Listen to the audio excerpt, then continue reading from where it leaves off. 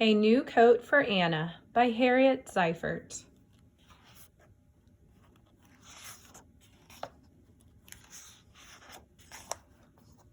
Winter had come, and Anna needed a new coat.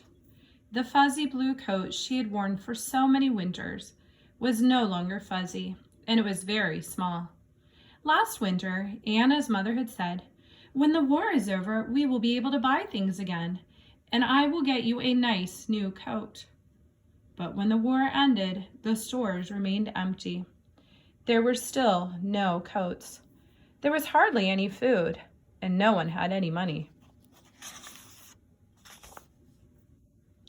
Anna's mother wondered how she could get Anna a new coat. Then she had an idea.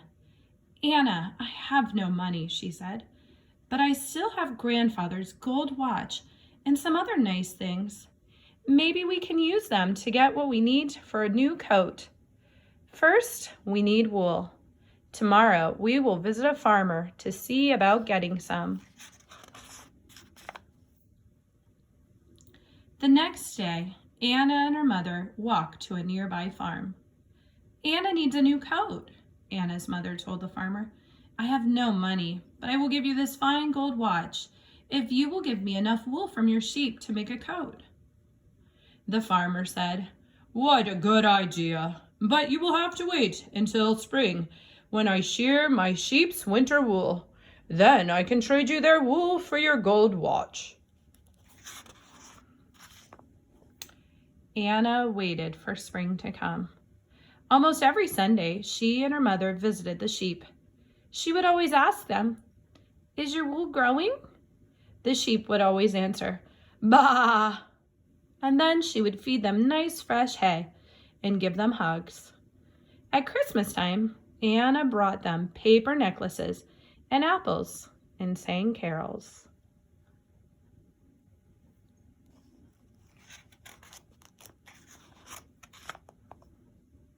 When spring came, the farmer sheared the sheep's wool. "Does it hurt them?" asked Anna. "No, Anna," said the farmer. "It's just like getting a haircut." And when he had enough wool to make a coat, the farmer showed Anna how to card the wool. "It's like untangling the knots in your hair," he told Anna. He gave Anna's mother a big bag of wool, and Anna's mother gave him the gold watch.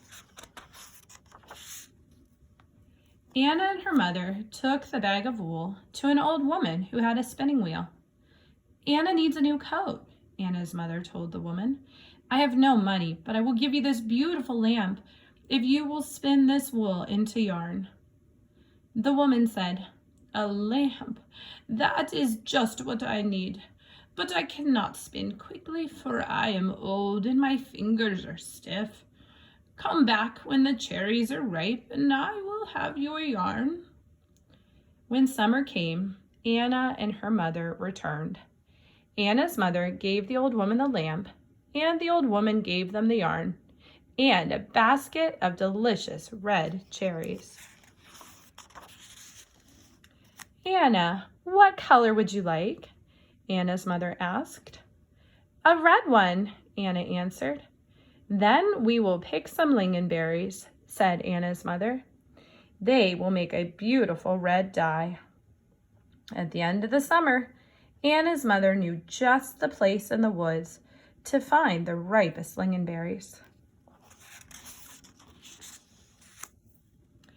Anna and her mother boiled water in a big pot and put the berries into it. The water turned a deep red. Anna's mother dipped the pale yarn into it. Soon, red yarn was hanging up to dry on a clothesline strung across the kitchen. When it dried, Anna and her mother wound the yarn into balls. Then they took the yarn to the weaver. "Anna needs a new coat," Anna's mother said. "I have no money, but I will give you this garnet necklace if you will weave this yarn into cloth." The weaver said, "What a pretty necklace! I will be happy to weave your yarn. Come back in 2 weeks." When Anna and her mother returned, the weaver gave them a bolt of beautiful red cloth. Anna's mother gave the weaver the sparkling garnet necklace. The next day, Anna and her mother set off to see the tailor. Winter is coming, and Anna needs a new coat, Anna's mother told the tailor. I have no money, but I will give you this porcelain teapot if you will make a coat from this cloth. The tailor said, That is a pretty teapot, Anna. I'd be very happy to make you a new coat, but first I must take your measurements. He measured her shoulders. He measured her arms. He measured from the back of her neck to the back of her knees. Then he said, Come back next week and I will have your coat. The tailor set to work, making a pattern, cutting the cloth, pinning and sewing and stitching and snipping. He worked and worked for almost a whole week.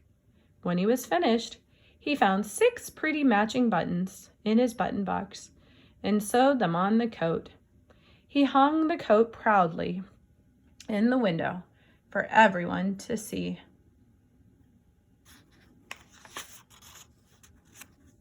When Anna and her mother returned to the tailor's shop, Anna tried on her new coat. She twirled around in front of the mirror. The coat was perfect. Anna thanked the tailor.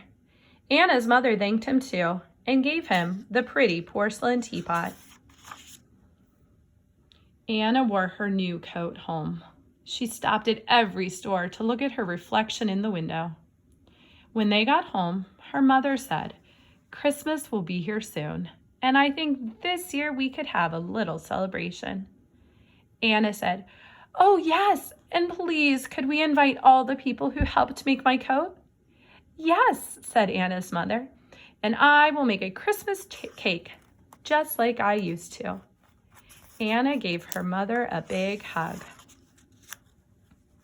On Christmas Eve, the farmer, the spinner, the weaver, and the tailor came to Anna's house. They all thought Anna looked beautiful in her new coat. The Christmas cake that Anna's mother had baked was delicious. Everyone agreed that this was the best Christmas they had had in a long time.